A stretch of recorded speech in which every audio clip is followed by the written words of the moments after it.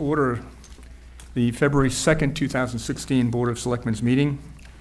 I note this meeting is being televised and recorded. If anyone in the audience is recording or videotaping, I would ask them to acknowledge such at this time. Michael Rausch from the Enterprise. Thank you, Michael. All items within the meeting agenda are subject to deliberation and possible vote by the Board of Selectmen. I'd like to go ahead and reopen in an open session. We have just finished an executive session, and now take a moment of silence for our troops and our public safety personnel, please.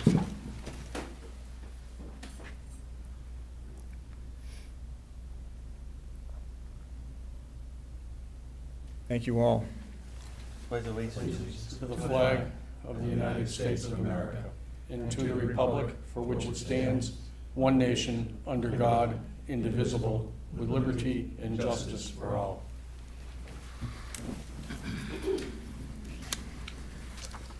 Is there any public comment this evening? There were none requested, Mr. Chairman. Thank you, Mr. Mulvey. I wonder if you might take us through the correspondence, Michael. Thank you very much, Mr. Chairman. Long Yes, list tonight. Sorry. Long list this evening. Yeah, I was going to begin that there is, correspondence is very brief tonight. Only 2 items listed here. There's one, a public hearing notice with regard to the property located at 23 Emmons Road, and there's the demolition of a historic structure. The property's been deemed a historic significant building, so there's going to be a public hearing on February 9th, 10 a.m. at the Bourne Historical Center, 30 Keene Street in Bourne. And plans will be viewable here in the town hall, or over in the town hall prior to. Then there's also a, following that letter from the Bourne Historical Commission. This is a letter that was actually thanking the town administrator and all of us for efforts to support the preservation of the historic Buzzards Bay National Bank facade sign. And that is, I understand that's actually going to be relocated someplace else. My understanding, I haven't heard a lot of the detail about it, Mr. Blanton, But that was a very well-written, nice thank you letter, particularly recognizing the work of Mr. Garino. And I think that's all that we have with regard to correspondence, sir. Okay, thank you, Michael. Any questions or comments on the correspondence? Hearing none. I would like to welcome Laura Kelley from POCCA, which is Protect Our Cape Cod Aquifer. Going to speak to us tonight about the spraying injunction and a halting of the spraying by Eversource, and I'll let you take the podium. And welcome. Hello, thank you. Hi, I'm Laura Kelley. I live in Northeastham, so I want to thank you for inviting me here tonight. I'm the director of POCCACapeCod.org. That stands for Protect Our Cape Cod Aquifer, because it's up to us to do just that. This evening, I would like to ask 2 requests. My first request being that when the YOP for Eversource, that's the yearly operational plan, comes out, it usually comes out in December. It didn't come out in January, so we're still kind of waiting for the YOP for 2016. I want to thank you for writing against the YOP 2015. You're a part of a collective of all 15 Cape Cod towns. Thank you. My request is to do the same thing again. It can be as simple as changing the date, updating selectmen's names, etc. But what we want to do is to continue to prove that we don't want this happening in towns. Of course, the state, MDR, Massachusetts Department of Agricultural Resources, it's up to them. And what's been happening is the state's overriding the towns. So we want to continue to keep abreast of all this and do as much writing as possible. But as you can tell, it hasn't changed a word. It's been 3 years. Eversource has sprayed herbicides on our power lines for 3 years in a row. They're working on the VMP, which is the Vegetation Management Plan. That's 5 years. So instead of writing and thinking that's going to change anything, isn't that the definition of insanity? Expecting a different result? We took Eversource to court October 1st. I found a pro bono lawyer, Bruce Taub, attorney from Orleans, willing to also be pro bono for every town, all 15 Cape Cod towns. We took 3 abutters on October 1st to Barnstable Superior Court. We asked that the 3 abutters be exempt from herbicidal applications. They were granted that. Then we asked that all herbicides from the bridges to Provincetown be exempt. If you read the paperwork I sent you, it does say denied, and that's the part that's denied. It was written for the abutters. What we want to do now is go back to the towns, get the towns involved, and write them for the towns. So there's things going on where they're violating their own written regulations. Excuse me. One is quite obvious, and putting this in front of a judge, he exempt them. There's a 50-foot rule. No spraying allowed within 50 feet of drinking water. That's a private well. 100 feet for a public well. What about 50 feet this way? 100 feet this way? Our aquifer is well within that. Presenting this to the judge after the judge decide, and that's my request number 3, is to simply ask permission from the selectmen to have my pro bono lawyer, Bruce Taub, have a discussion with your attorneys, your town council, to see if you do want to move forward or not. At this point, 12 towns have said yes. They would be glad to have discussions just to learn, to be educated more about it. Whether it comes, Brewster's the first. That was in November. I visited Brewster and Orleans. They're on the forefront of this. They're in the process of learning CMMR 333, VMP, YOP, regulations, the state level, what Eversource is writing, and deciding what the language is going to be. We're hopeful that a town will write an injunction. Perhaps it'll be something that all the other towns wish to be a part of. Or if the legislation isn't the way a town wishes to represent, then they can write their own. What we're offering is education for free and representation for free. It's up to every town to decide how, what level, how fast, et cetera, et cetera. The game plan is to do this during the comment period. When is that? We don't know. The comment period usually comes out with the YOP, 30 days. We've asked it for extensions for the last 3 years, and we were granted up to 45 days. So there is a little bit of window of time. I'm coming ahead to all 15 towns before the YOP in hopes that we start the education, get the ball going, learn more about this, and to be able to make a move that would actually make a difference, because the thousands of gallons that they're spraying on our power lines is unnecessary above an aquifer. So I come here today asking for a little paperwork and then a conversation, and where it goes after that will be up to your town council. Questions? Mr. Chairman, Mr. Ellis? thank you for coming here and enlightening us. I do have a question.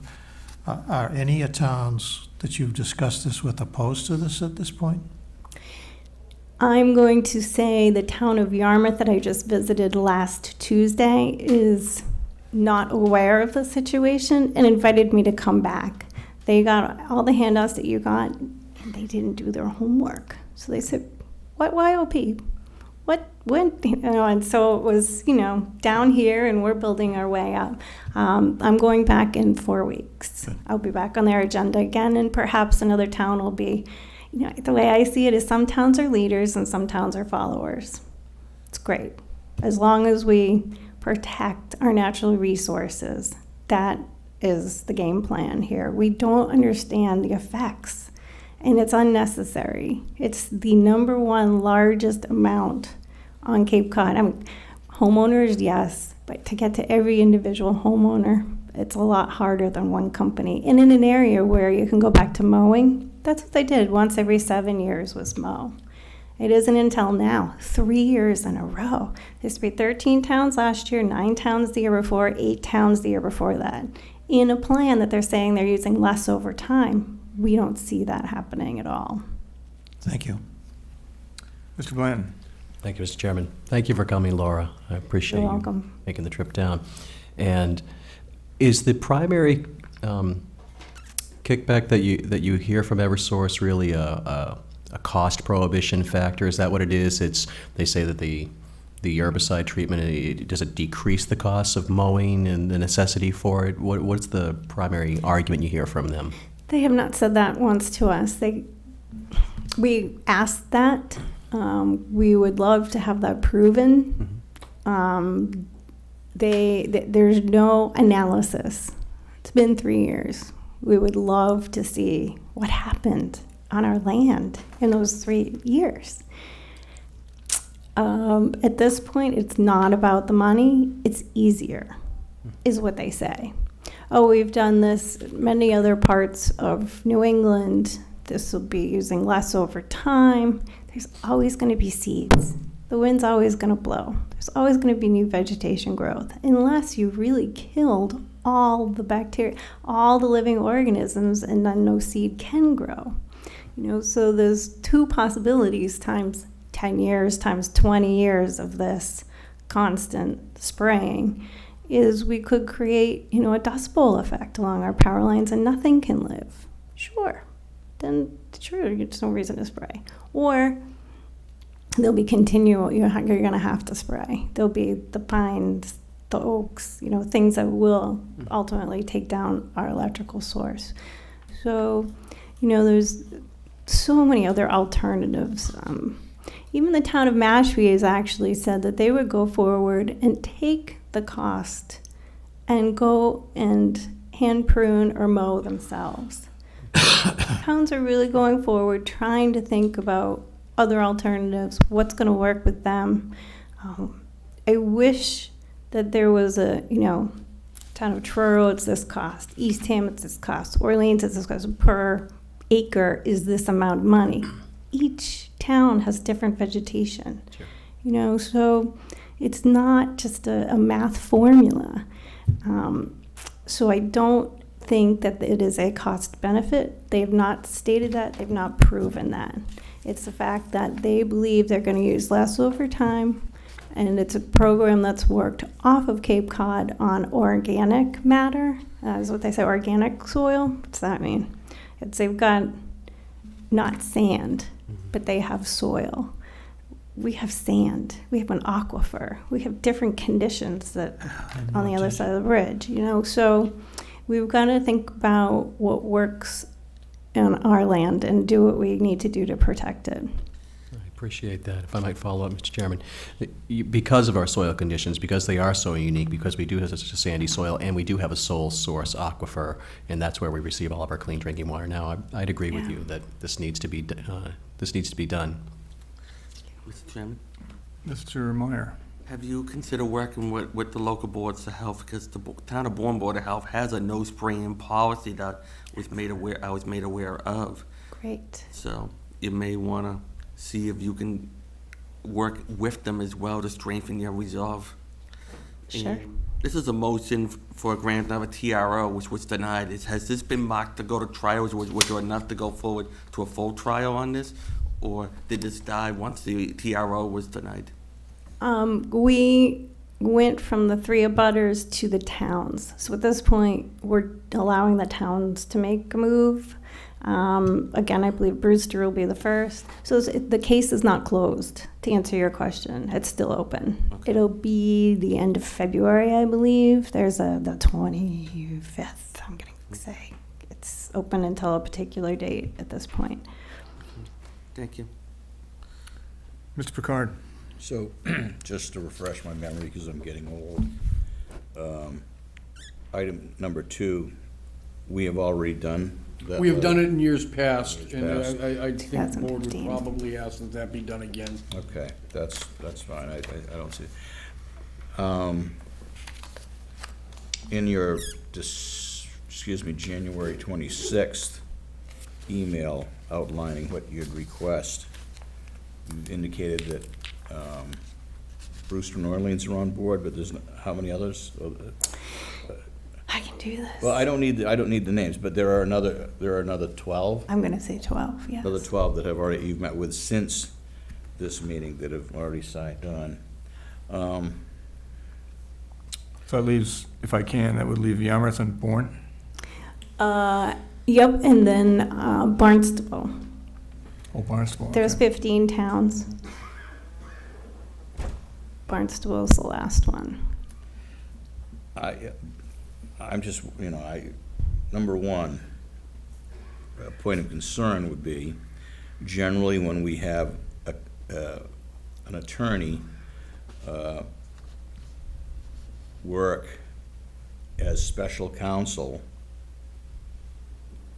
to our town council, that person generally works under the direction of our town council. I'm not sure that you're I'm trying to think of the name, what do you call it, pro bono attorney is apt to do that. Not sure. Plus, we get into a lot of, we are now realizing we are getting into a lot of issues that maybe are more specific to abutters than the entire community. And to expend funds on that, I'm not sure that the town is in a position to expend any more legal fees to fight. But that's just my observation. I think it's, it's probably a good idea, but again, If I may explain real briefly, the advantage of having Bruce could represent your town if your council wishes to go that route is that he's aware of all the regulations. If your town council wishes to represent your town, that's fine. It takes a little time. So that's the money factor. It's cost less than $1,000 to file in court for town. It costs us over almost $2,000 for the 3 abutters, but the costs are less per town. Go figure. Paperwork. Other than that, what we're trying to do is really have this be less than $1,000. But again, it's up to you. If you wish to use your own lawyer, whatever her costs are, that's again up to you guys. So we are trying to keep this under control financially, to let you know. Mr. Blanton and then Mr. Picard. Thank you, Mr. Chairman. I can't see where there's much to be lost with regard to engaging our town council to have a conversation with Attorney Taub and discuss where we might be if we decide to pursue this. And there's no cost involved in this board, this body, continuing to write our letter of support in favor of writing a letter to MDR in opposition to Eversource's spraying. So I would make a motion that we Let's do 2 if you would, just so we, write a letter of support in opposition to Eversource's spraying in line with the suggestion here.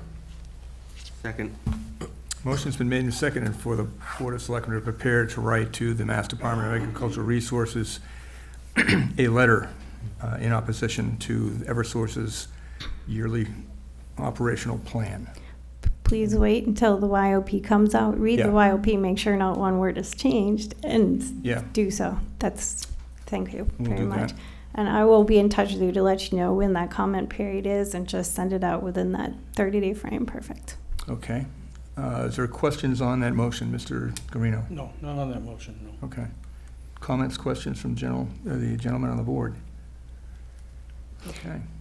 Oh, another quick comment. Some towns are communicating with my lawyer through a phone conversation, 20 minutes, 30 minutes long, depending on the questions and the explanations. Other towns, Orleans had us in a situation like this with the selectmen, with the town council, and with us, all in a room, so we could kind of have it all on the same page, let's say. So it's really up to each town to decide how they're most comfortable to take the next steps. How much involved they want the selectmen to be, how the selectmen speaks with their council, et cetera, et cetera. So just to let you know, every town's different, and it's just been an amazing experience. But please know that the 20-minute conversation is a great place to start to just see if you want to move forward. Okay, one step at a time here. Let's question Mr. Blanton. Or just a statement, rather. I just want to remind the board that not only is this, generally speaking, a good step for us to take control of public water safety and in general, but we've also been approached specifically over the past several months from some residents in the Bournedale area who are very concerned about the Eversource spraying up along the power lines in their area. So this is not something that's just a general concern for the Cape, but it's also a specific concern for some residents right here in Bourne that's been expressed to us recently. Mr. Chairman, if I could. Mr. Guarino. interject a couple of things. One, the selectmen have always been very supportive of those residents and their concerns relative to the power line spraying. Thank you, Thus, Mr. Guarino. we've Yep. written the letters each year. But I have a question, if I could, and I asked this last year, not to you, but to folks. There is a 30-year history of what was Northeast Utilities, okay? Spraying on power lines out in some state forest land that goes into the Quabbin. 30 years ago, they stopped this, okay, and they did selective cutting. Is there any work through POCCA to learn from how they did this back in 1980 some odd, and it still continues today, so that we're not reinventing the wheel on selective cutting, or some places use sheep even, but I mean, that's not what they do out there, but they do a selective cutting on the power lines through the Wendell and New Salem State Forests that go toward the Quabbin. So the aquifer issue is similar. Right. The feeder to the aquifer, to the reservoir, is similar. And I'm just wondering if there's any meshing of the minds on that, so that, you know, you're not having to reinvent the wheel. I appreciate it. I have not gone back and done that. We are in a situation where they always mowed once every 7 years. It isn't until 3 years ago that they came up with using herbicides. So for here, this is new. Go back to mowing. It's really simple. There are other counties, as you mentioned, that they use goats. You know, and so there's other alternatives for sure. I get what you're saying, don't reinvent the wheel. On every easement that I've read, because I've been knocking on doors for months now on the weekends, not one easement says with the use of herbicides. So I don't know if that holds up in court or not. I'm sure it'll get said or done somewhere along the line, but you know, it's things like that doesn't change the legislation. Let's update things. So I appreciate it, and I will absolutely look that up. Yeah, Thank you. I would look to Friends of the Earth too, because they were very involved with that. Oh, good. Thank you. I will do that. Appreciate it. Any other questions or comments on the motion before the board at this time? Hearing none, all those in favor, please say aye. Aye. Opposed? Motion carries unanimously. And do you want a motion for her? The motion to authorize town council to speak with their attorney?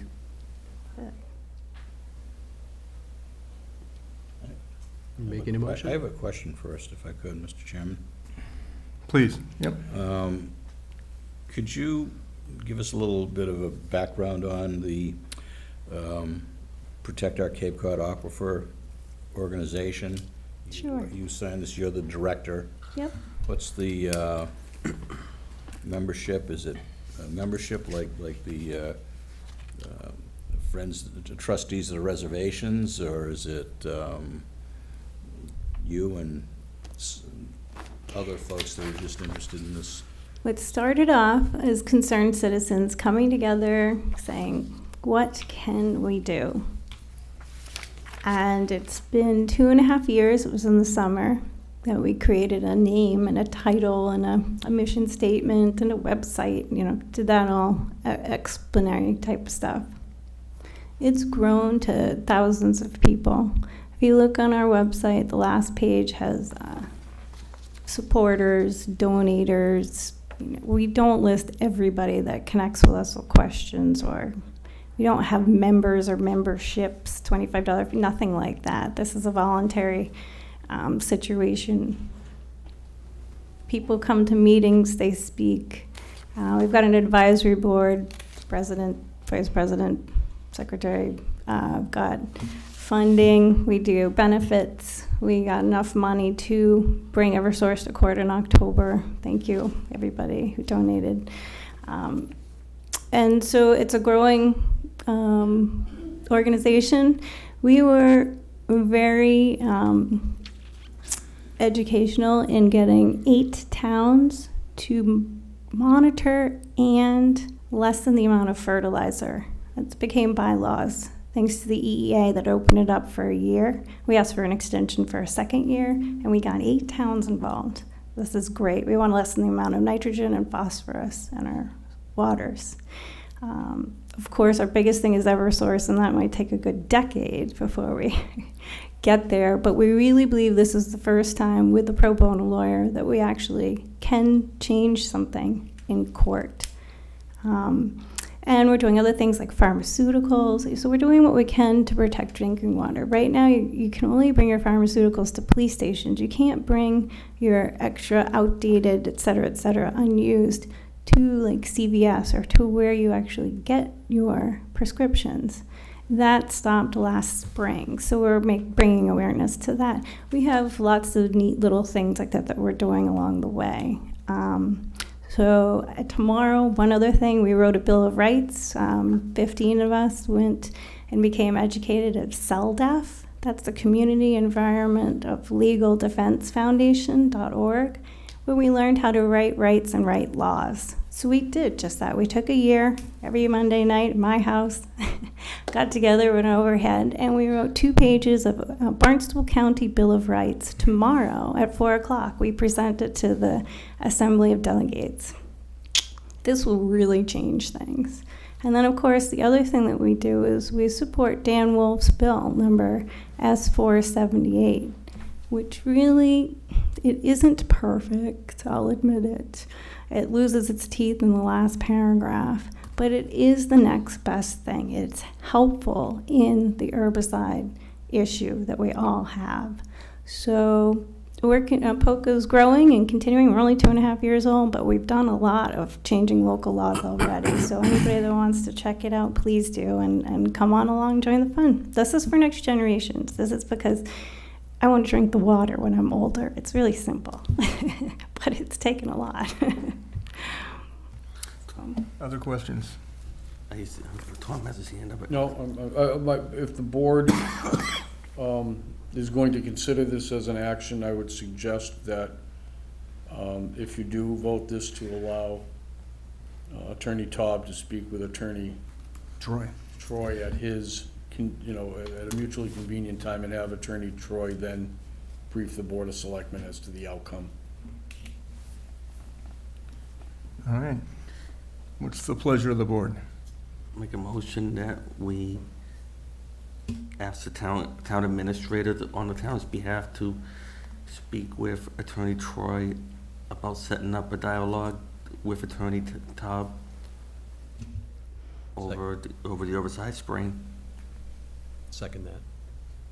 I'm going to just add to the end of that, and then brief the board on the results of that discussion. And I have a motion that's been made and seconded by Mr. Blanton. Any discussion on that motion? Okay, we understand we're not entering into the filing. We're just looking at No, taking not going that to first court step. yet. Sorry, guys. Oh, That's all the right. next round. All right. Thank you all very Well, we much. haven't voted We yet. haven't so- voted. All those is there any further discussion on that motion? Comments? Hearing none, all those in favor, please say aye. Aye. Opposed? Motion carried unanimously. Thank you very much for coming Thanks. this evening, Ms. I Kelly. thank all of you. Thank you very much for helping to protect your citizens and beyond, the visitors too. Thank Be you. well. Happy New Year. Thanks, Laura, thanks for your patience. Excuse me. Okay. Next on the agenda is the appointment of Lori Cooney to the Recreational Committee. Is she here this evening? I don't believe so, Mr. Chairman. This Would the term It's expire? not in the packet or anything. What's the, Give us a what term date. term date? June 30th, 18. 6/30/18. And there's a full Recreation Committee act, There's a vacancy, there's a spot for it. okay. All right, Mr. Chairman, I would move that the board appoint Lori Cooney as a member of the Recreation Committee for a term that will expire on June 30th, 2018. Second. Motion's been made and seconded. Is there any further discussion on that motion? Hearing none, all those in favor, please say aye. Aye. Opposed? Motion carries unanimously. We now have on our next item is a request from Pizza by Evan for a new location. Is there anybody here from? Good evening, how are you tonight? Good evening. Good evening. Welcome. Thank you. So this is a transfer of a common victular, or, yeah, it was formerly the Hacienda? Is that Yeah, and correct? before that, it used to be the Craigville Pizza in Craigville Pizza, Mexican for yeah. many years. Yeah, what is it? So it was closed for a couple of years, and now we try to bring it back, doing pizzas and Mexican again, so. So you have two Pizza by Evans in Bourne now? Well, I sold that place over 20 years ago, and Okay. now we're doing a DBA, this one, so we don't have confusion in the area. Okay. But we're gonna be doing also breakfast, Mexican and pizza, so we have a different name for that reason, yeah. You want to go through the, Yeah, and first looking at the application, it appears to be complete. It provides insurance. It has a sketch of the room, as well as a resume of the gentleman before us, Mr. Golfaminos. Yes. And we have a routing slip that is one of our requirements. I note that the Board of Health indicates that you need to have an inspection Correct. prior to the opening, and I believe the fire department has indicated that they would like to have a final inspection with you before opening. Right, we have everything completed, we're just waiting for the chief to show up, we'll call them, so. Okay, I would move approval of the common victular license for Pizzas by Evan Hyannis Inc., DBA Village Pizza and Mexican. Second. okay, I have a motion that's been made and seconded to approve the application of Pizza by Evan and Hyannis for DBA Village Pizza and Mexican. This is located at 4 Barlow's Landing Road, Unit 10 in Pocasset. Any further discussion or comments on that? Anything from the audience? Seeing none. All those in favor, please say aye. Aye. Opposed? Motion carries unanimously. Good luck. We wish you Thank well. I you. look forward to the opening. Thank you very much, in 2 weeks. You ought to be congratulated. It's very excellent pizza. Yes. Great to see you come back. Okay, moving on to item number 8, the first being on the Selectmen's business, the signing of the March 1st, 2000. Additional, I believe you have an amendment. You do not I have the an amended. Oh, then discussion possible reference to Selectmen's goals. Yeah, that was, C, Oh, I'm sorry. yeah. That's under,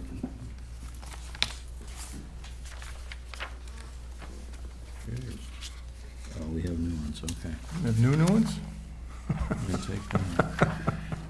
Mine says amended, so I, So we have, well, actually, this is amended, so right now, Selectmen's business is the signing of the presidential warrant, which is formally number 9.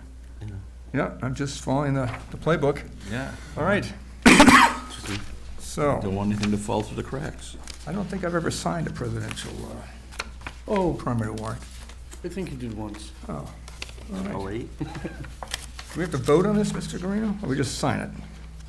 You need to vote to sign the. All right, president's- is there a motion, Chairman, gentlemen? I would move that the board sign the presented document from, I presume, the Clerk. town clerk, relevant to the presidential election primary. which will be held the first day in March of 2016 between 7 o'clock a.m. and 8 p.m. to cast votes for the presidential primary and the candidates for the political parties of those offices. And that would be presidential preference, state committee man, Plymouth and Barnstable District, state committee woman, Plymouth and Barnstable District, and town committee members, town committee consisting of 35 members for the Democrat Town Committee, 20 members of the Republican Town Committee, 10 members of the Green Rainbow Town Committee, and 10 members of the United Independent Party. Second. Thank you. I'm not going to ask you to repeat that. I'd be happy to. Any further discussion on the motion that's been made to go ahead and sign the primary presidential Mr. warrant? Chairman, I just remind the board there are 4 or 5 sheets That's right. that need to be signed, so Yep. as it comes through. You have Do you have the original that we want us I to do. sign? the original? Okay. All right. You can actually sign all of those things now, because they're all approved. And we've, Is there any, we have a motion, gentlemen, that's been made and seconded. Is there any further discussion on that motion? Hearing none. All those in favor, please say aye. aye. Opposed? Motion carries unanimously. There is something I'd just like to bring up that the town clerk brought up to me, since we are talking about this. There is now, as you will see on this, there is now the United Independent Party. And I believe that includes people who are registered as independents. Yeah. So in order to be able to, I believe, vote in either the Democrat or Republican town, or to vote for, to take a Republican or Democrat ballot, you have to be either that party or unenrolled, I believe. So that's something new. Yeah, independent is an Independent, independent. yes. This was the independent party that was established in the last election, where they received 3% Right. of the overall vote. Evan Falchuk ran at that point, so. Isn't that nice? Okay. Shall we go ahead and get started with the next item, which is the review of the funding and transfers for Article 11 of the February 8th, 2016 special town meeting? Linda is here. This was presented to the Finance Committee last week. It's a little different than what the board discussed, so you will need to read it. Don, I think we have one. I do, thank you. And if Linda could come up, or not. So there are a couple of changes. If you look at the top of the piece, those are primarily the issues that you voted last week. In an effort to try to fund some of this a little bit, and there were a couple of other things based on prior minutes that I will discuss with you as well. We are transferring and therefore by eliminating and offsetting some of these expenses with the Human Resource Coordinator position salary, which the selectmen have been very clear is not something that we can afford to fund right now. I think we need to visit that as soon as practically possible in the future as well. So there'll be some offsets from that. If you go back, there's $115,000 that would be transferred from the ambulance fund, correct? To the salary line of the fire department. And if I take you back to December 1st, when the Board of Selectmen voted to keep the SAFER grant, and it was also decided at that time to have the Sheriff's Department continue with the dispatch. The original, if you remember, the original thought from the SAFER grant in the budget cuts for the override, was that the fire department would take over fire dispatch at the station. It was determined that wasn't the best thing to do. That was part of the original reductions of the budget that the fire department had come forward with $115,000 from that as an offset and $105,000 from overtime going into the next fiscal year. Back on December 1st of 2015, I indicated to the board, I'll read from the minutes, Mr. Picard spoke about the cuts to the town has to make, the cut the fire chief has to make to his budget, and if we are not cutting these firemen, where is the money going to come from? Mr. Guarino stated that would look to use a portion of the ambulance fund to offset the additional cuts. Mr. Picard's concern is that other departments would have to take the hit in their budget to fund the fire department to keep the 8 grant-funded firemen on duty, and that's why we were transferring from the ambulance fund. So that is what is shown here, based on what we discussed back in December. The DNR salary and wages was something that should have been reduced at the last meeting, and it was not, so we need to make up for that. There is a person gone there. Half of that is from the DNR salary and wage line, and the other half is out of the waterways fund. And then there will be less unemployment than anticipated that we need to spend out. It is a transfer out, and it really covers what we look right now as we're trending as a shortfall into the group insurance line, and that will pretty much offset that. So if you take the 432, 232, at the top of the page that included the snow and ice and the school department, the library, and all those types of things, and you do the subtraction of the 52, the addition of the 115, subtraction of the 142, 993, and the next two items, and then the addition of the group insurance, it brings you to the 470, 711.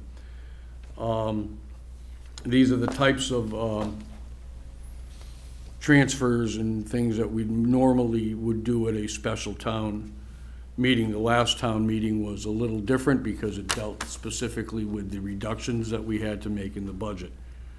The selectmen have authorized the 432 to 32, and the offsets show in the other areas below. Question. Mr. Meyer. Based on the winter we have so far, it hasn't been too bad. I know that New England weather can change on a dime, but what would, if we were to take the snow and ice out and entirely and not do it to the May special town meeting, would it hurt us at all right now? Well, the last storm, without materials, ran about $45,000 just in labor and contract plows. It was about 45 grand plus materials. We were already over the 92,000 by some 20,000 up or down, some on that. I don't have the number in front of me. Just in the ordering the salt. I expect that we will go out again. I mean, I don't think we're going to be done with winter. We're going to hit this 150,000 plus 90, the 92, which is already gone, fairly easily. Can you do it the other way? Absolutely, you can do it the other way. The intent was, as we went back, if we go back in time through the override, and some of the things we discussed, and some of the adjustments we were going to make, and some of the things we talked about with the financial policies, and with, not the policies per se, but during the discussions of that over the course of the last year or so, was to get this area get this line item to an area that was realistic. This is a step up. It will be stepped up again. As you know, as you've seen in your budget, it is stepped up again in the DPW snow and ice area of the budget. So any of these things you can do at any particular time. There's no law or whatnot that would tell you not to do them later. Linda and I believe that based on the intent of the selectmen at not too long ago, and where we are with the insurances, that this just seems to make sense. It's not overly, it's not arduous, it's not adding a substantial amount of money to the original vote at all, and it's doing a lot of offsets from existing funds. Is that fair, Linda? Am I missing something? Mr. Picard, I'll let him go. and then Mr. Ellis. Mr. Picard. So if I get what Mr. Myers said, as I'm trying to look at this, you look at the top 12 items that were voted subtotal of budget adjustments before 232. Mr. Meyer is suggesting that we delay the snow and ice expense? Yes. To May? So that would then reduce that to to 282. to 282? Okay. So, but what we're looking at now, we've already voted that, but we could change that, we could amend that. But we're looking at human resource salaries, a reduction of 52, or is that a reduction? Yes. Reduction of 52,230. Looking to add 115 to fire salaries. Looking to reduce only 17,993 from DNR salaries and wages, and then unemployment expenses of 125, and then adding group insurance of 118, correct? And these budget adjustments just bring it up to another 38,000 over and above the 232. Correct. So, why don't we just wait until May to do this at the special town meeting? I think there's nothing that prohibits you from doing that.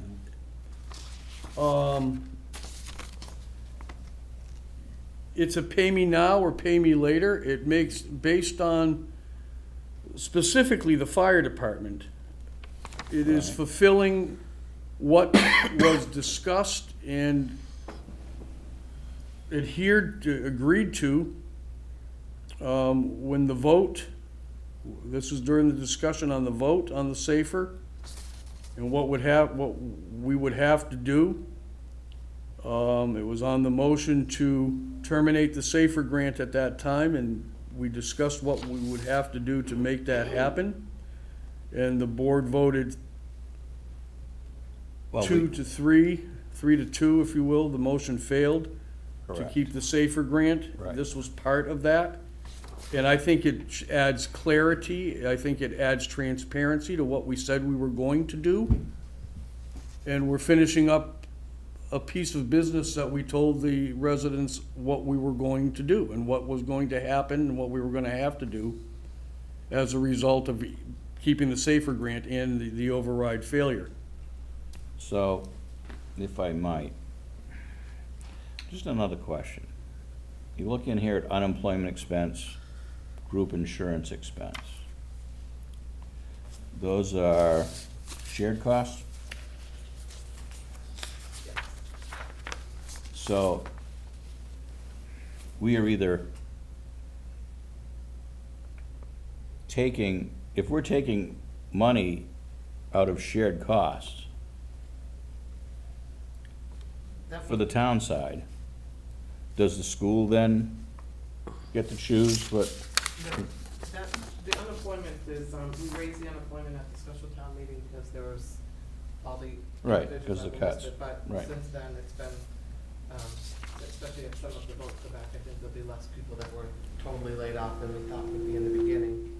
And then, because there wasn't as many people laid off, there would be less money, that we took the money from the health insurance line. Yeah. So we're just moving it back from one to the other.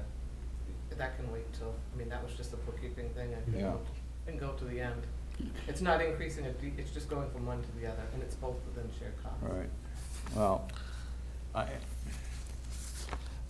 in May, we would know what our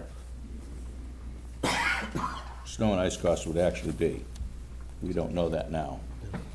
So if we were to look at Mr. Meyer's suggestion of backing 150 out of that 432, 232, we would end up with 282, 232. Correct. And would that not allow other budgets that needed funding to be able to Well, appreciate any more? if I might, Mr. Chairman? You please, because I'm going to jump in a minute. Okay. This is getting out of, My concern with that is and the board will do what it will. It doesn't allow us to add any more money to other budgets because you're going to come back in May and have to pay this anyways. And I'm pretty it. sure it will Yeah. be more than the 150. It's going to snow. I'm pretty sure it's going to snow before we're done. I hope I'm wrong. I hope it's like the winter we had 4 years ago, but if I'm right, the balance of that account right now is about 60 or 70 grand. So you have, in the hole, no, if we add the oh, 150. okay, I'm sorry. You've got enough for 2 more small storms One more medium and storm. 1 more, right, And if I may clarify, including this 150.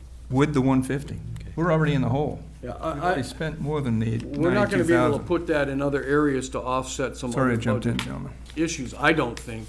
I think, live within what we've indicated we would do. The others, if the board wants to hold on the transfers, you can certainly hold on the transfers. I think it's, pay me now, pay me later.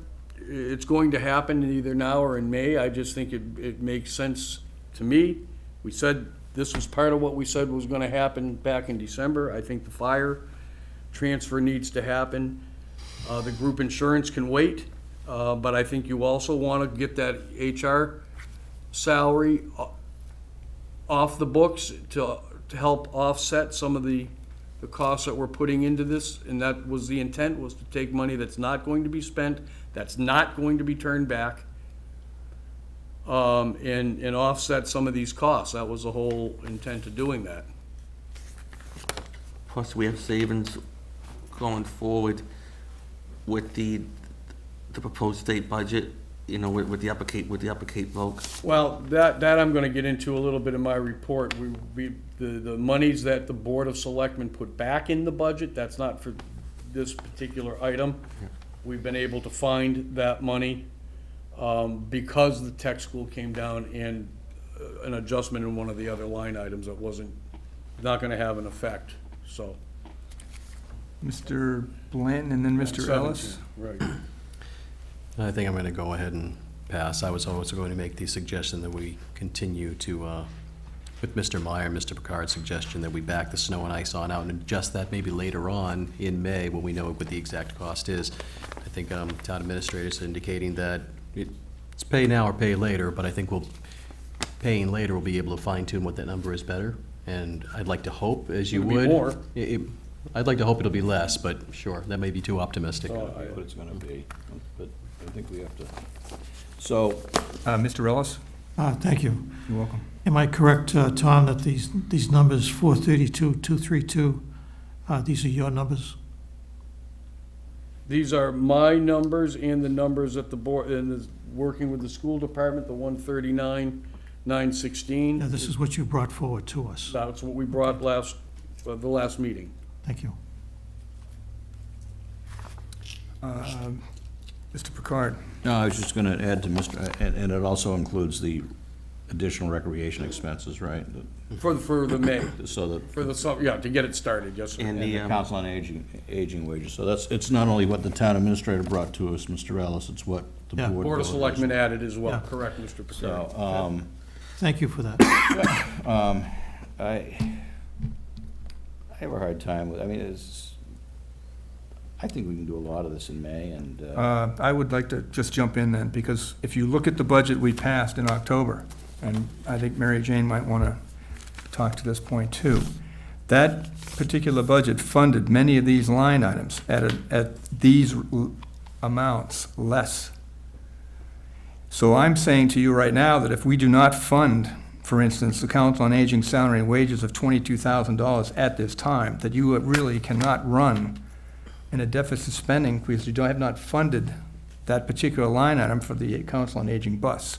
Likewise with salary wages, library salary and wages. You're essentially running off the budget that we passed in October if this is not undertaken at this time. I think that would be my recognition by postponing any action on this particular article, whether it's all or in part. I'm not talking about postponing.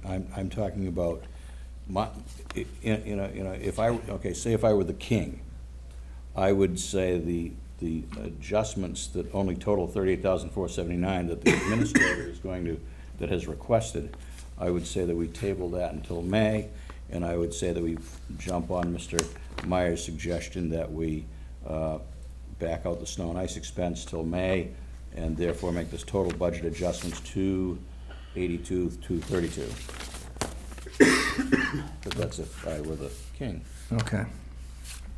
I don't understand, well, if I might, I don't understand the benefit of that, knowing that it's barely February 1st. We've still got 5 or 6 weeks of winter before us. The worst thing that can happen is we don't get any more snow, and you'd be able to carry any balance, which is approximately $50,000 or $60,000 at this time, if we don't spend anything else, into next year. I don't see the benefit of postponing the ability for the townspeople to see these expenses and give them an opportunity to vote on them. Mr. Chairman, Mr. the only other concerns that I have is I think it's appropriate to offset money that we know we're not going to use.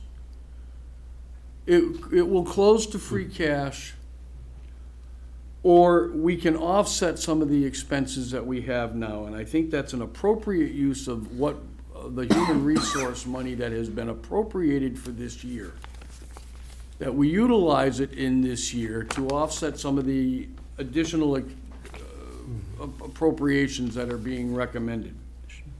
I also think it's very important from a transparency perspective that you do what we said we were probably going to look at, which was to take money out of the ambulance fund to offset the cut that the fire department did not have to make because they were not taking over dispatch. If there's any balance left in the salary accounts, they go back to free cash. But I think we said the board can do with what it will, but we indicated this is what we were going to do. It was so voted based on the discussion. That particular issue wasn't voted separately. And if the board chooses not to do that now, that's fine. I was just trying to follow up on what the board said what its intent was. You have Mr. Hilberg and Mr. Spector. Yeah, I'm not finished. What concerns me, gentlemen, is a week ago, we sat here and this board voted to add money to the expenses. And now you're arguing about whether you're going to bring forth an article to town meeting for known expenses that we previously approved and known expenses that we're going to incorporate, we're probably going to encumber during the next several months. I don't understand the logic behind it. How can we sit here and tell everybody we want to hire lifeguards next year, or we want to keep the Council on Aging building open, but we don't want to pay for snow and ice? I mean, what's the logic? It's optics. Optics. And public safety with regard to lifeguards, if I may be. Okay, so we're going to pretend it's not going to snow. We're not pretending that, Mr. Mealy. I think what we're doing is we realize that we can do this in May when we have a better idea of what it will be. Well, gentlemen, anything else? Madam Chair. Good evening and welcome. Thank you. The Finance Committee has not voted on what was presented last week. There were, we had quite a lengthy discussion about it, and there were a lot of concerns raised on a number of different points based on what was presented. Before I kind of get into some of the numbers, I want to make a couple comments about some of the statements that have been made tonight by the town administrator. on December 1st, when the Safer Grant discussion was happening, and I believe he said, in quoting the meeting of December 1st, that he would look to use a portion of the ambulance fund for funding the $115,000 salary reduction, which everyone had agreed that there would still be a salary reduction, or there would be a reduction in the fire department, but as of December 1st, it had not yet been identified. At that time, my recollection is that the town administrator stated he had found maybe $50,000 or $60,000 in the budget that could be reduced, but he hadn't identified all of it, and that he would look to use a portion of the ambulance fund. I do not know the status of the fire department budget and haven't been given the actuals on that budget to know what the adjustment should be and how it should be done. And on that particular line, I would prefer to have it go through and get more accurate in terms of what the actual spending is before we decide how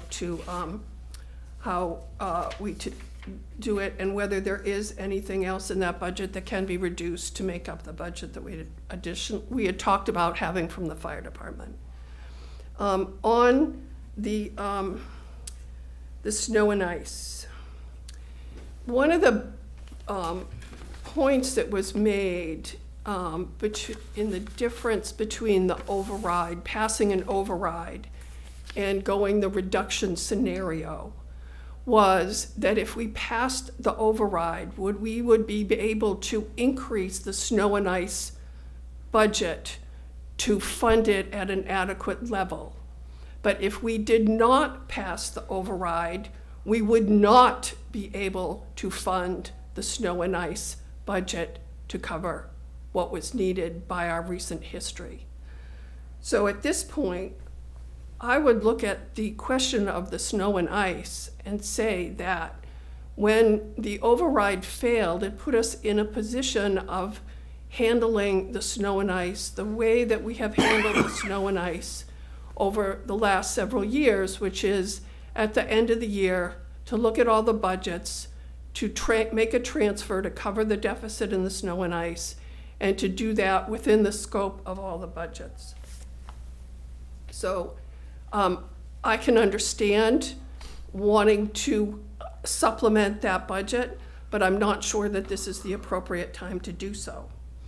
I think in the $432,232 that the Board of Selectmen voted, if you took out that $150,000 for snow and ice, what you would be funding is budgets that need to be supplemented at this time in order to provide the services that have been identified by the Board of Selectmen that they want to have provided.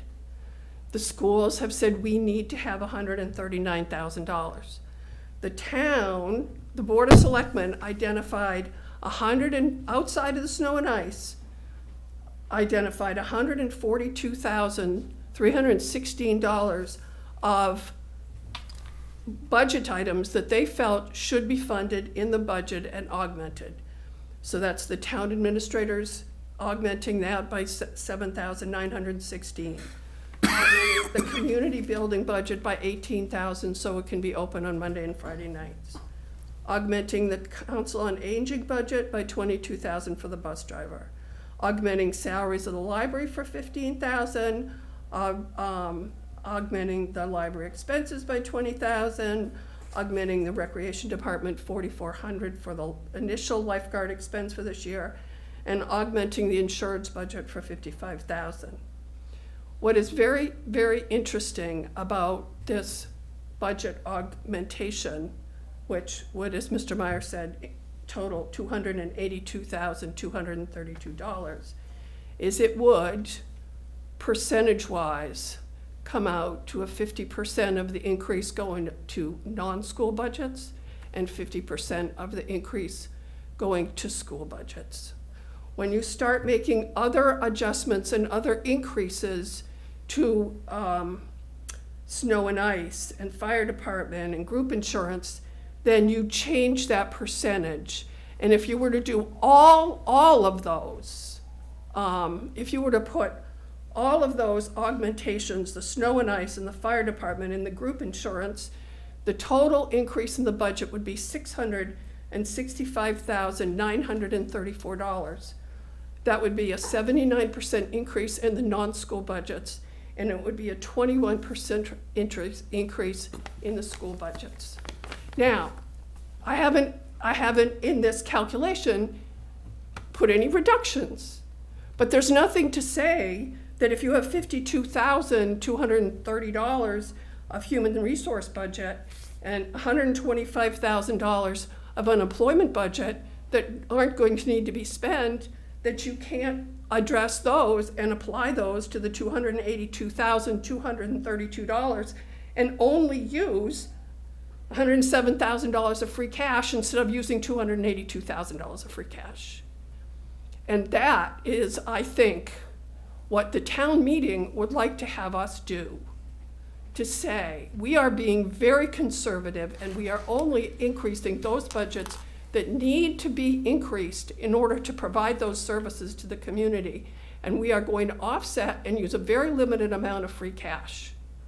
And I think that, to me, and the Finance Committee has not voted this and has not discussed it, but we were very concerned about a $470,000 increase to the budgets when we haven't had a chance to look at any of the budget versus actuals and to really analyze them.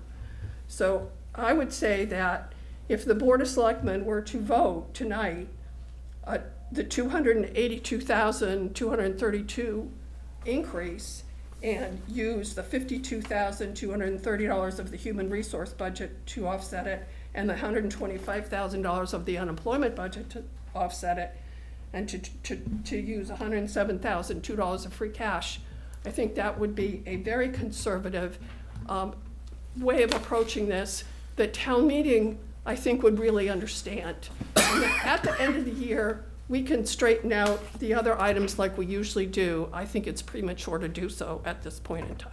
Thank you. I wonder if for clarity before you sit down, Yeah. Mary Jane, so you're striking out the 150 to reduce the subtotal of the budget amendments to 282, 232. Right.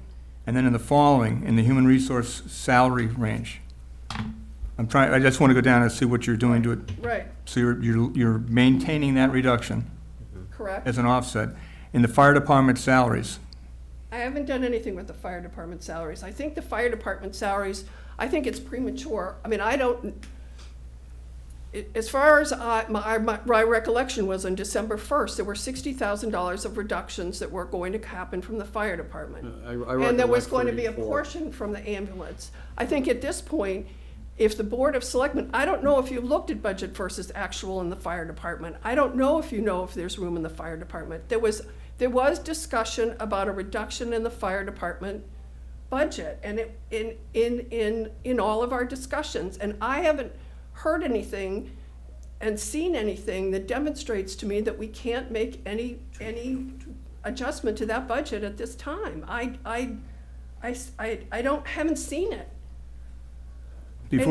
okay. And then the next one, the DNR salary reduction of 17,993, you're leaving that.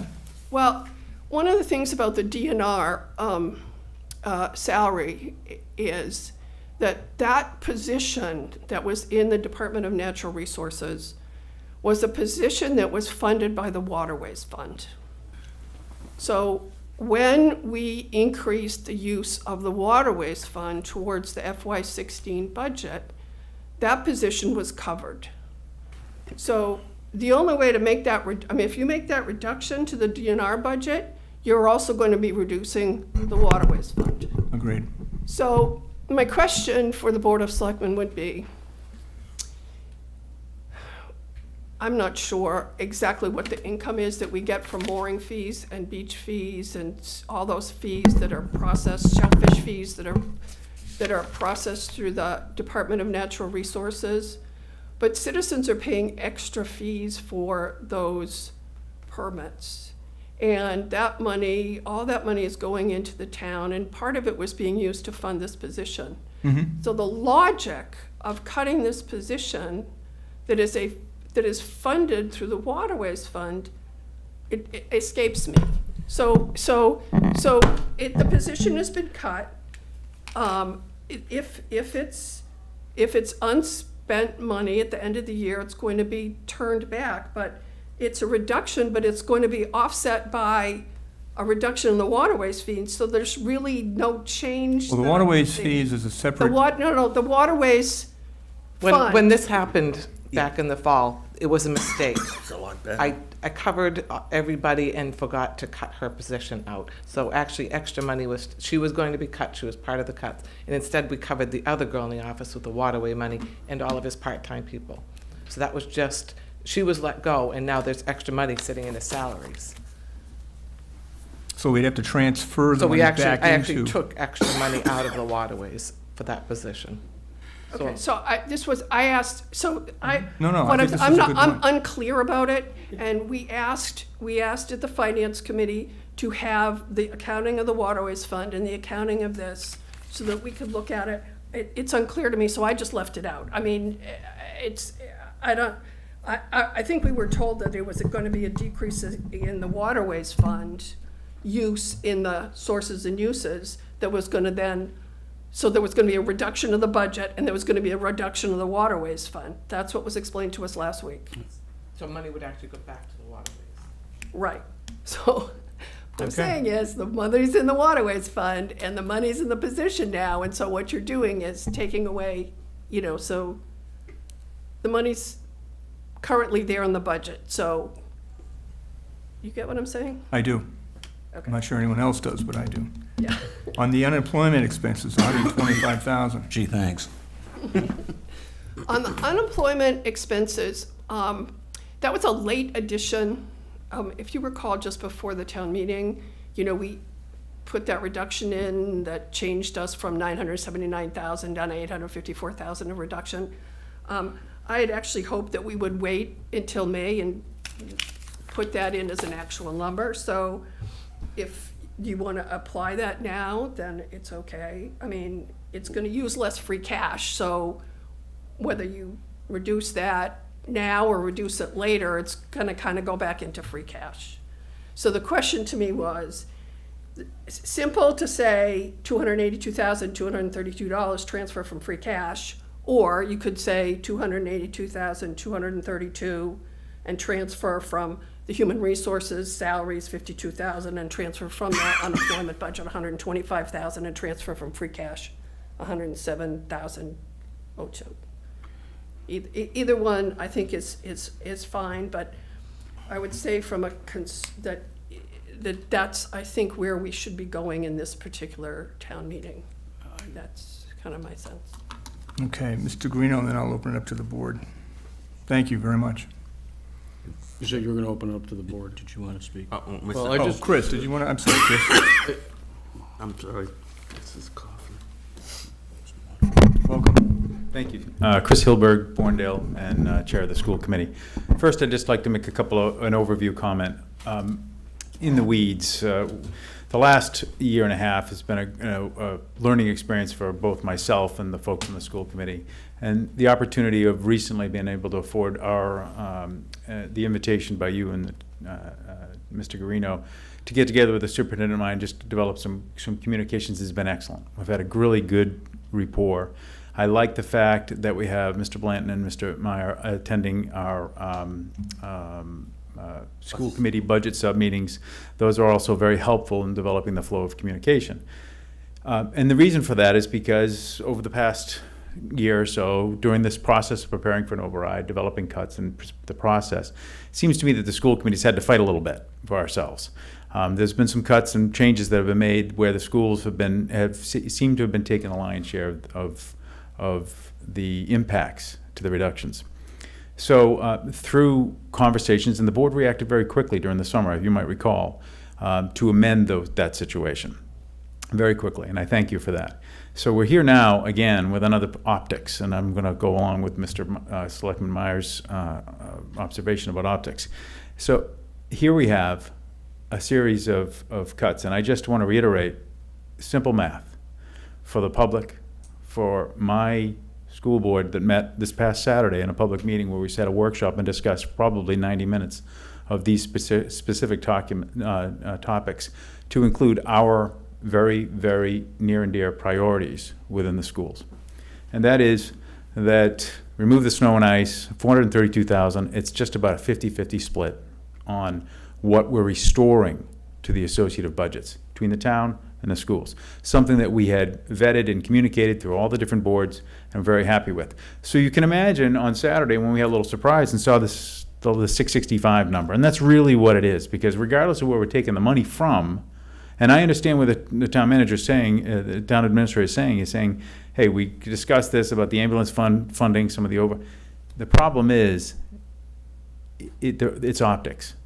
You're still leaving the schools with the greatest impact as compared to the remainder of the town.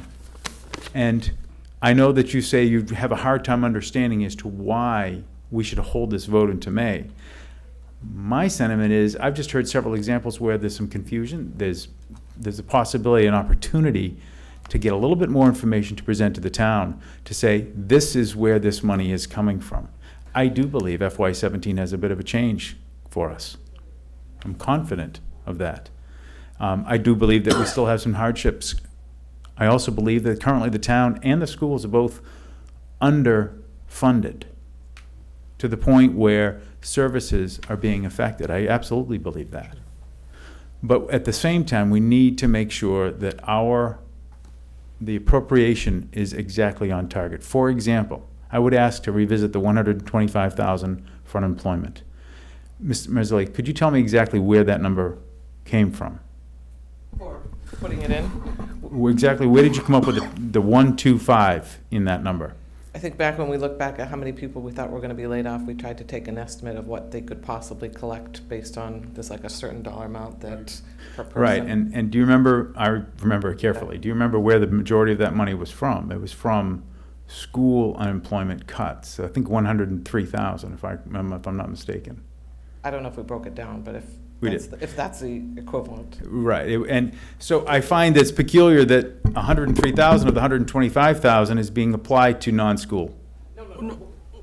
I know. It's being applied to I'm only insurance. I'm only trying to provide optics. The optics are, it's going to group insurance, which is also 50.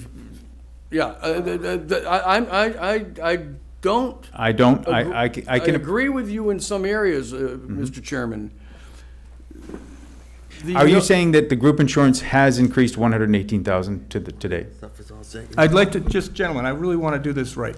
This is a very important discussion, so please, Chris.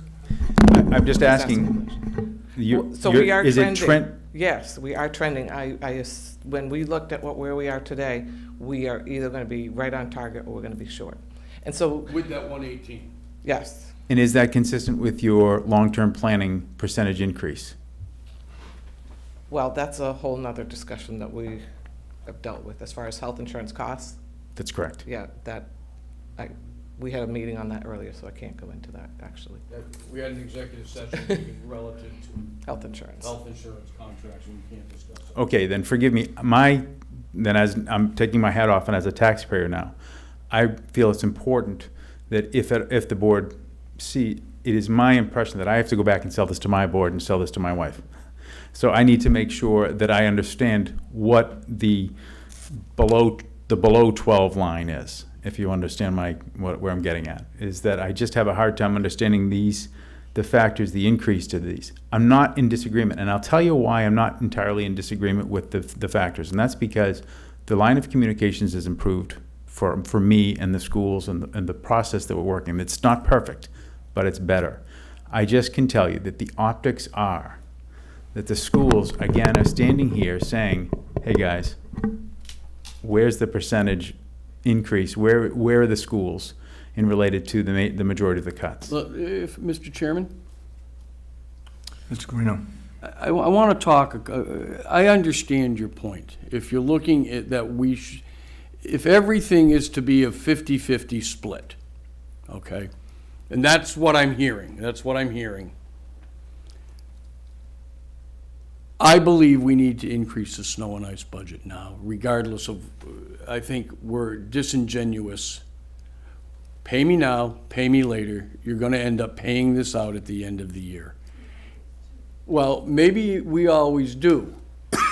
But that is not being transparent. But wait a minute. Let me. What's happened the last 10 years? No, wait a minute, I wanna, are you finished, Mr. Bruno? Well, not Sorry. yet. I'm That's all sorry. right. And I'm okay with that. If you want to put that off till May and we'll transfer 200,000 and that's fine and dandy, but it's, you pay me now, you pay me later. The townspeople are going to pay this bill. The relative piece on the fire department, line item reductions, we talked that we thought we might be able to find 60. I think the dollar amount that I told folks that we had found was about 34 at the time, and that we were gonna go back and look at some more. If you look at where the fire department is spending its money, and that's what Linda and I do, okay, that's what we're paid to do. This seems to be where it's at, and it is a transfer on something we already indicated that we were going to do. So there's no smoke and mirrors there. And I take serious offense to that. No, you didn't, I didn't either. but, I will. you know, I know you will. That, I think, needs to be done. I guess my problem, Mr. Chairman, is that we are trying to, and maybe this isn't the right forum to do that, okay? We are trying to show the folks in town what it's costing to run this operation in a clear and as open way as we can. That's why we presented this the way we did. Did we think of percentages of school and town? No, because there's really no positions being funded here. We're not adding anything. These are snow removal, which is, everybody benefits from snow removal and clean roads and safe roads. Group insurance is something that is for all of the employees. Unemployment is trending better, and I'm sorry if maybe this year it's 103 in the school, next year it may be less with the school and more with the town. That's why they're shared costs. They're shared costs. Some years are more, some years are less. That's the way. So we don't, I guess, look at it in that particular framework. Can you just answer one question for me? I stood on a routine basis with you, Chairman Mealy, and Selectman Meyer, and we went and other selectmen at the time, and we went and we spoke for the override. We did. 9 or 10 times. And if I'm not mistaken, the override did not, if the override failed, a component of the override was that there'd be no increase in snow and ice. Why are we doing it now when we said we did, when the override failed? I will answer that because originally we had talked about putting a snow and ice account in of $450,000 based on the fact that we were almost $1 million in arrears from that was one of the contributors to the override. Mm-hmm. Whether we do it now or do it in the spring, I think we've got bills in hand. I think the point of being able to express to the residents in town of how much it costs to run their town is an important one. It's my opinion, and this is, again, my opinion. This is about optics. I don't disagree with you, Steve, but they have to be paid. I don't disagree with that. They do have to be paid. And we also But- told people that if the override didn't pass, we were going to slash the budgets. And here we are coming back in February, and we're adding $400,000 or $500,000 back in. To argue about snow and ice where you have bills in hand, you're already in the negative. I mean, we've already spent more than the $92,000 line item that was originally put in the budget. I mean, it's going to cost us. I'm not sure the optics are worth it. I really don't, because Out of all of these that are in here, out of all these expenses that are in here, that's one that is legitimate, that wasn't included because we didn't have the money when the override failed. I think the optics are everything, because we're going to stand in front of town meeting and try to tell the people of this town that we feel that we're in a position to restore funding to these areas. They have to believe in that to vote that in favor, if I'm not mistaken. Which brings me to one other question that I have for the board. Is the motion that's being developed, Article 11, I think it's correct, is that motion an all or nothing motion? Is there an opportunity for town meeting members to consider components of the motion? You It's probably an can all-encumbered understand. motion, but anybody can get up and modify it and amend the motion. You can open up the entire budget. The way the article is worded, the original wording of the article would have limited to certain lines. We got into some things that we thought we needed to do, which is what we're bringing forward. So to do that, we worded the motion so it is open to amend the budget, or to make, okay. The motion will have what we recommend, or what the Board of Selectmen will recommend. Whether the Finance Committee endorses it or not, that's up to what the Selectmen and the Finance Committee work out. That can be amended from the floor, Okay, okay? thank you. And that actually does help my understanding of the process. Yeah, this isn't a closed, I think that's important. yeah. It is. It is. So I'm just here to say that I believe the town, through the hard work of this Board of Selectmen and other members, and certainly the town administrator, I think there's been some inroads that have been made to develop a better line of communication. I just want you to understand the optics, that the schools thought that they were participating to the extent of the same as the town, and then there was all of a sudden that there was a couple $100,000 additional monies that were increased above and beyond the snow and ice, because mind you that you already voted the snow and ice at the past meeting. So we considered that and still looked at the ratio, if you will, the development of restoring some of the funding. And then some other monies came into play, and that's where it kind of raised, we came up on our radar, if you will. I guess transfers and offsets, I see differently, I guess, than the chairman. It's still money, to me, it's still money coming into different departments. Where the money came from, to me, is immaterial. It's still, at the end of the day, it's probably coming from free cash. We're either restoring free cash or not. And it's a simple question and discussion of free cash. So, thank you for your time. Thank you. Thank you, Chris.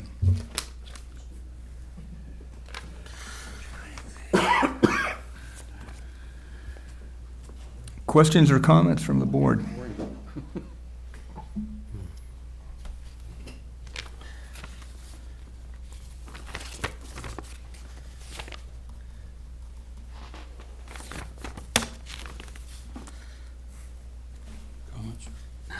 So I get rid of this cough. That's for sure.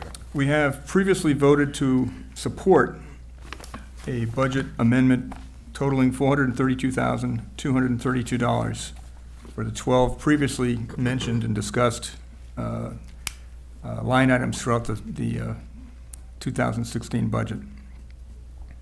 This evening, we've been asked to now endorse the recommendation from the town administrator and the finance director on the several line items that you've seen before us this evening and discussed. There's been some discussion relative to removing snow and ice in the amount of $150,000. And there's also discussion about the unemployment expenses and the fire department salaries. Town meeting, pre-meeting will take place this coming Thursday. Is that correct? Pre-meeting's 3 o'clock on Thursday. On Thursday. At that particular time, it would be worthwhile to have all of the motions at least finished and prepared for town meeting, although they can be addressed at town meeting. We will make we will post meetings. I'm sure the Finance Committee will, as they have in the past prior. But I would entertain a motion to either make adjustments to the first 12 items we've already approved and/or to the second that were proposed tonight. Mr. Picard. Mr. Chairman, I just scribbled this out, so bear with me. I would move that the Board of Selectmen address the article amendment by removing the $150,000 from snow and ice until the May town meeting, A special town the meeting. Maine special town meeting, 2016, and to transfer $52,232 from the human resource salaries line and $125,000 from the unemployment expense to make the total free cash utilized as $105,002. I think that's correct. If we take 432, 232 minus 150, that becomes 232. 282. 282, 232, less 177, 230, which is the amount of 125 and 552, 230, should bring that to 105,002. Okay, does everybody understand the motion? I can reread it if you'd like. Would you like a second on that, sir? Second. Yes. Get it on the table? Second. Thank you. I got a motion that's made and seconded. Discussion on that motion, gentlemen. Are we ready to vote? Mr. Guarino? I want to strongly recommend to the board that the unemployment expense help to offset the group insurance expense, which is something that the finance director, treasurer, who follows the health insurance, and I are sure is going to be an actual expense. And if you can do it in May, you can, but you're going to end up having to do it. So you can take it out now, and that's fine, the board certainly has the right to do that, that's their, but it's going to come back and you're going to pay it in May.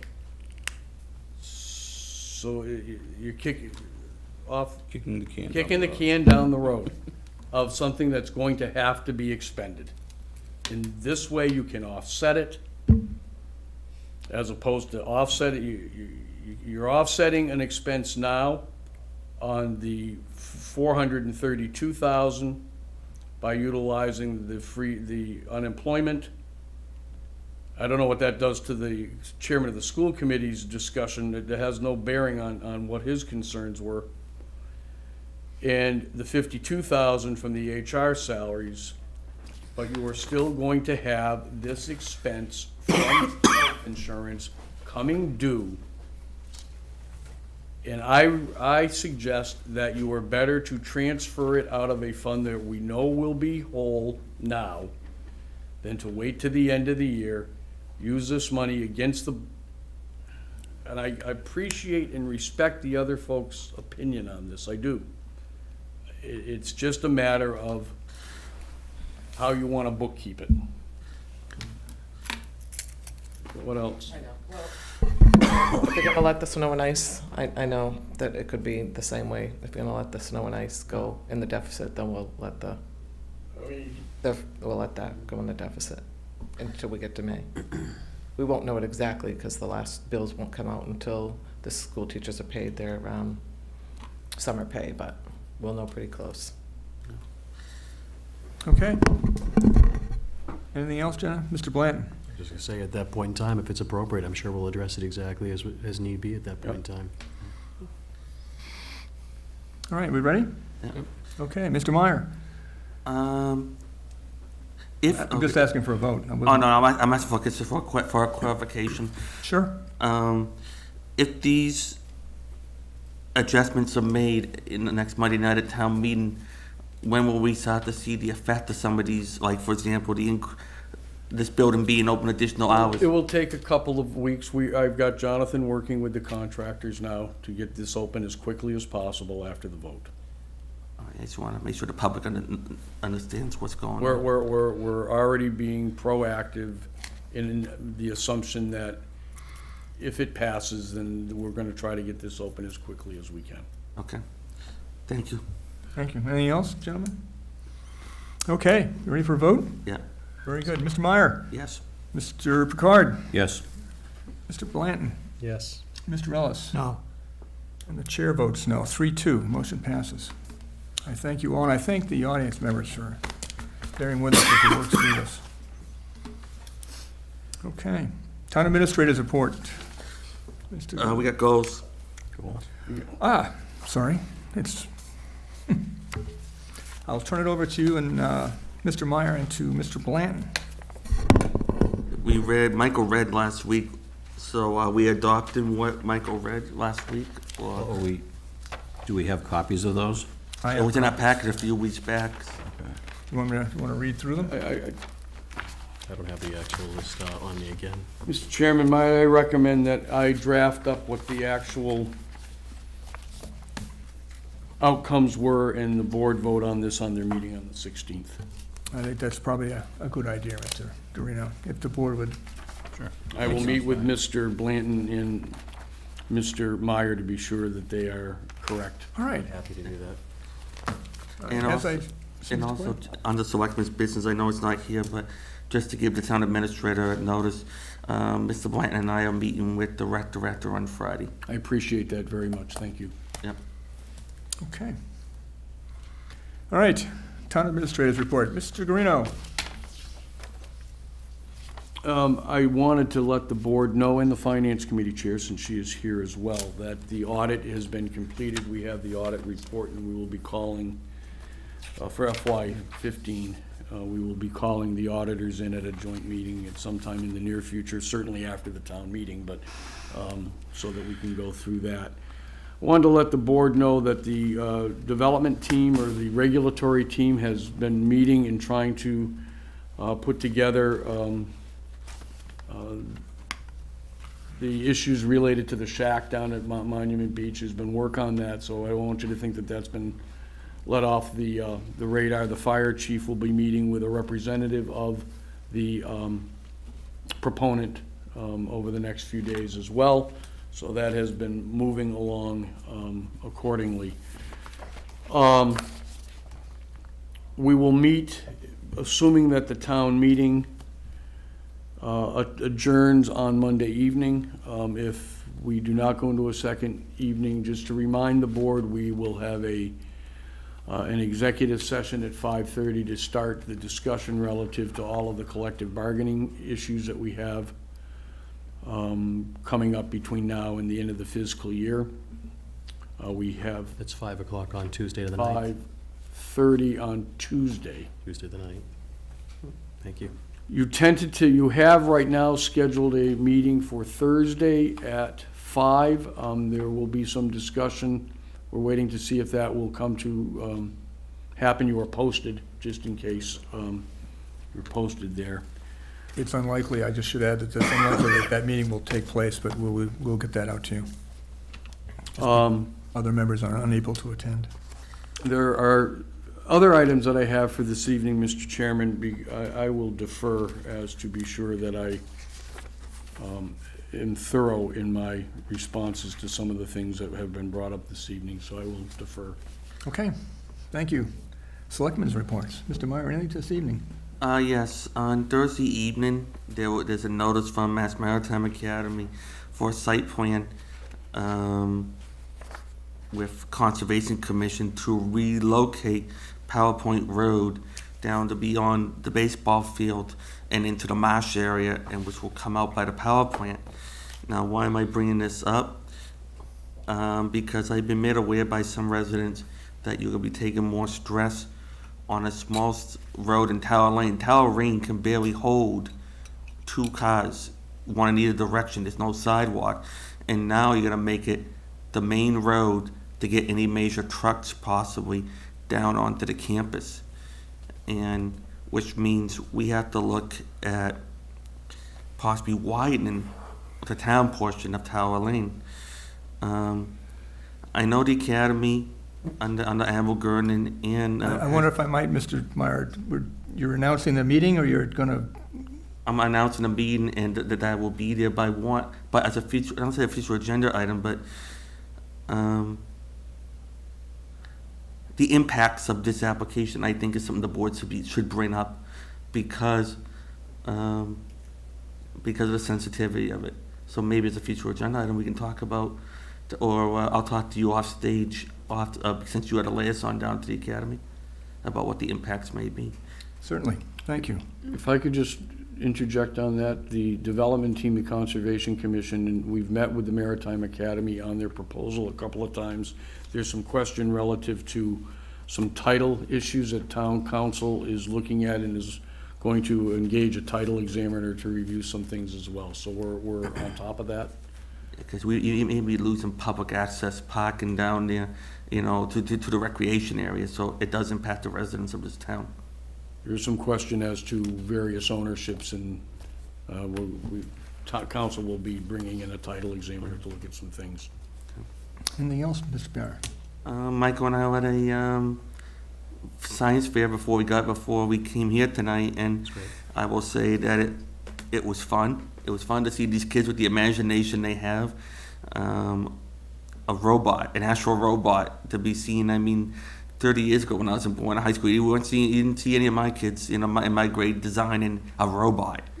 And now that, and then we're there tonight judging it, it's amazing. I mean, I know I keep on saying during this comment period that we should take pride in our school sports, but we should take pride in our school's education and go over when we have a chance and see what these kids are doing, because they are doing amazing things. Thank you. Mr. Picard, anything this evening? No, I'm good, thank you. Okay. Mr. Blanton? Oh, thank you, Mr. Chairman. Just very quickly to piggyback on to Mr. Meyer's comments, the Science Expo was actually very inspiring. It was great to see kids with their creative minds looking at designs for robots, maglev trains, you name it. There was amazing thought processes being displayed there. And I think it was a testimony to the strength of our science teaching staff and the commitment of the school to look into innovative technologies, innovative sciences, and where careers are going in the future. So it's great to see young minds here in Bourne inspired to continue their education in these ventures. And then to bookend that up against last night's winning victories, 68 to 42. They won by 25, so. Bourne Canalman over Upper Cape Tech, so two great Bourne schools duked it out, and it was a great event last night at the Bourne High School. So It was senior night, actually, at the school. I thought you were talking about the Democrat caucuses in Iowa. I'd say that's no, a tie. this was far more entertaining. No flipping of any coins. Oh, Canal Cup is on Saturday night. We're playing our rival Sandwich in hockey, so. The 34th, isn't it?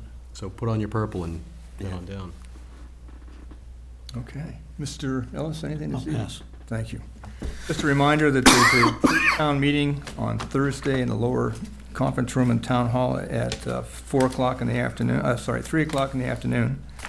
There'll be a special town meeting starting at 7 p.m. on Monday, the February 8th, at the high school auditorium. And we may be having a meeting, if there is no continuation of that special town meeting, on Tuesday evening at 5:30. Okay, with that, I'll entertain a motion. Motion to adjourn. Second. Okay, I have a motion to adjourn. All those in favor, please say aye. Aye. Opposed? Motion carries jokingly. And you want to know, I'll try to make that.